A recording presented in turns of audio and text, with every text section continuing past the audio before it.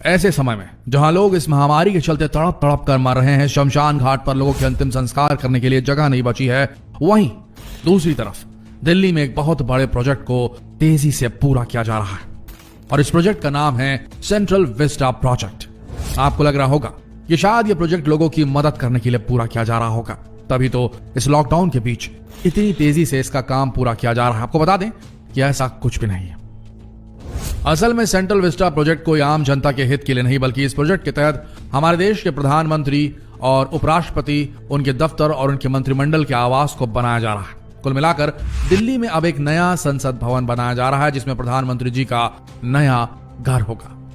आपको यह बात सुनकर हैरानी जरूर हुई होगी, लेकिन यह पूरी तरीके से सच है। हजारों करोड़ों रुपए की लागत से इस प्रोजेक्ट को बनाया जा रहा है। आप यकीन नहीं करेंगे कि इस पूरे प्रोजेक्ट की लागत कितनी है। सुनने के बाद शायद आपको चक्कर भी आ जाए, लेकिन आपको बता दें कि इस पूरे प्रोजेक्ट की लागत 13,450 करोड़ रुपए। जी हाँ, आपने बिल्कुल सही सुना, 13,450 करोड़ रुपए। ये इतने पैसे होते हैं कि इसमें 45 करोड़ भारतीयों को वैक्सीनेट किया जा सकता है। इन पैसों से 1 करोड़ ऑक्सीजन सिलेंडर खरीदे जा सकते हैं, जिसकी वजह से करोड़ों लोगों की जान बच जाए। लेकिन हमारी भारतीय सरकार को देखिए, इन पैसों से वो एक नया संसद भवन बनाने का काम कर रही है, या यूं कहें कि प्रधानमंत्री और राष्ट्रपति और उनके नौकरशाहों के लिए नया घर बनाया जा रहा है। अगर आप सोशल मीडिया का इस्तेमाल करते हैं तो जरा सोशल मीडिया उठाकर देखिए। ऐसे कई हजारों परिवार हैं जो दवाइयों के लिए, ऑक्सीजन सिलेंडर के लिए, अस्पताल में एक बेड के लिए सोशल मीडिया में मदद की गुहार लगा रहे हैं, लेकिन शायद उनकी सुध लेने वाला कोई नहीं। दूसरी तरफ आपको 2020 का साल तो याद ही होगा, जब हमारे भारत की अर्थव्यवस्था 10 फीट नीचे जमीन की गहराई में जाकर कहीं छुप गई थी और भारत की अर्थव्यवस्था को सुधारने के लिए शायद ही हमारे भारत की सरकार ने कोई अहम कदम उठाया होगा। वहीं आज भारत के हालात क्या है यह हम सभी को पता है, लेकिन शायद हमारी सरकार को इन बातों से कोई फर्क नहीं पड़ता। तभी तो हजारों करोड़ खर्च करके हमारे भारत की सरकार नया संसद भवन बनाने का काम कर रही है और इस प्रोजेक्ट पर काम इतनी तेजी से किया जा रहा है कि 2022 तक इस प्रोजेक्ट को पूरा कर लिया जाएगा। और सबसे हैरानी की बात यह है कि इस पूरे प्रोजेक्ट को आवश्यक सेवाओं के तहत रखा गया है। अब आप ही बताइए, क्या वाकई में यह प्रोजेक्ट इतना आवश्यक है इस समय? सबसे बड़ी बात यह है कि इस प्रोजेक्ट को पूरा करने के लिए हमारे भारत का मंत्रालय भी पीछे नहीं।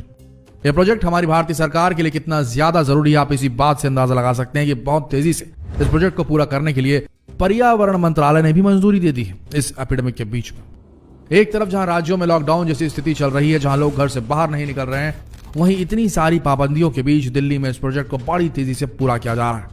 इस खबर से तो आप समझ ही गए होंगे कि प्रधानमंत्री मोदी के लिए और उनकी सरकार के लिए प्रोजेक्ट कितना ज्यादा जरूरी है। अच्छा होता मोदी सरकार खुद भी इस प्रोजेक्ट को कुछ समय के लिए रोके जाने की पहल करती, जबकि कोरोना संकट काल में देश के कमजोर हेल्थ सिस्टम की वजह से सैकड़ों संक्रमित मरीजों को अपनी जानें गंवानी पड़ रही, हजारों लोग को जानें गंवानी पड़ रही, जिसको पूरी दुनिया देख रही है।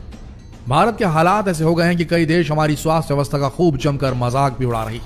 इन हालातों पर केंद्र सरकार के पास कोई जवाब नहीं है और उस बीच पूरे इंटरनेशनल मीडिया में भारत ने प्रधानमंत्री के घर और इस सेंट्रल विस्टा प्रोजेक्ट पर इतने सारे पैसे इन हालातों में, देश के इन स्वास्थ्य हालातों को देखते हुए इन्वेस्ट किए जाने पर, काम शुरू किए जाने पर इंटरनेशनल मीडिया में जमकर किरकिरी हो रही है भारत की, जिसे यहां की मीडिया बिल्कुल नहीं दिखा रही है। वहीं जब इस प्रोजेक्ट के खिलाफ हाईकोर्ट में याचिका दायर की गई तो केंद्र सरकार का अपना ही एक अलग जवाब आया। केंद्र सरकार ने अपने जवाब में लिखा कि इस प्रोजेक्ट को रोकने के लिए दायर की गई याचिका कानून प्रक्रिया का सरासर दुरुपयोग है और इस प्रोजेक्ट को लटकाने के एक और भरसक प्रयास किया जा रहा है और उन्होंने हाईकोर्ट से अपील की है कि इस याचिका को जुर्माने के साथ तुरंत खारिज कर देना चाहिए। लेकिन वहीं जब हमारी भारत की सरकार से ऑक्सीजन सिलेंडर, 10 हॉस्पिटल बेड की बात की जाती है तो उनका कोई जवाब नहीं आता दोस्तों। वहीं जब आप इस प्रोजेक्ट पर काम होता हुआ देखेंगे तो आप भी हैरान रह जाएंगे, क्योंकि जिस तेजी से इस प्रोजेक्ट को पूरा करने की जद्दोजहद की जा रही है वो वाकई में हैरान करने लायक है। लेकिन सोचने वाली बात यह है कि आखिर इतनी तेजी से इस प्रोजेक्ट पर काम क्यों किया जा रहा है? ऐसी क्या विपदा आ गई है जिसकी वजह से अचानक प्रधानमंत्री मोदी और उनके मंत्रिमंडल को आवास की जरूरत पड़ गई? वैसे कई लोगों का कहना है कि शायद पुराने घर में मोदी जी और उनके मंत्रिमंडल को बहुत सारी दिक्कतें आ रही होंगी, तभी तो इतनी तेजी से इस प्रोजेक्ट को पूरा किया जा रहा है। और आपको बता दें ये कोई छोटा मोटा प्रोजेक्ट नहीं है, बल्कि सेंट्रल विस्टा के तौर पर राष्ट्रपति भवन से इंडिया गेट तक का यह पूरा एरिया करीब 3 किलोमीटर तक फैला हुआ है। इस पूरे 3 किलोमीटर में इस प्रोजेक्ट को पूरा किया जा रहा है और इसी बात से आप अंदाजा लगा सकते हैं कि आखिर ये प्रोजेक्ट कितना बड़ा होगा। वैसे उम्मीद है कि 2024 के आम चुनावों से पहले इस पूरे प्रोजेक्ट को पूरा कर लिया जाएगा। 2022 तक इस प्रोजेक्ट के तहत कुछ इमारतों का काम पूरी तरीके से पूरा हो जाएगा, जिसमें प्रधानमंत्री का घर भी शामिल है। अब जाहिर है प्रधानमंत्री मोदी जी का घर अगर 2022 तक पूरा हो गया तो वो अकेले तो इस घर में रहेंगे नहीं और इसीलिए प्रधानमंत्री की सुरक्षा में तैनात रहने वाले एसपीजी का मुख्यालय और उनके नौकरशाहों के लिए स्पेशल कॉरिडोर को भी पूरा करने का टारगेट 2022 तक का रखा गया है। वहीं भारत के उपराष्ट्रपति का भवन भी अगले साल मई महीने तक पूरा कर लिया जाएगा। वैसे जिस तेजी से काम किया जा रहा है, ऐसा लग रहा है कि 2022 तक प्रधानमंत्री मोदी जी का नया घर बनकर तैयार हो जाएगा। लेकिन शायद इन पैसों की जरूरत भारत की जनता से ज्यादा प्रधानमंत्री मोदी को है, ऐसा लग रहा है, तभी तो ऐसा हो रहा है। ब्रीफ में बताते हैं सेंट्रल विस्टा प्रोजेक्ट है क्या।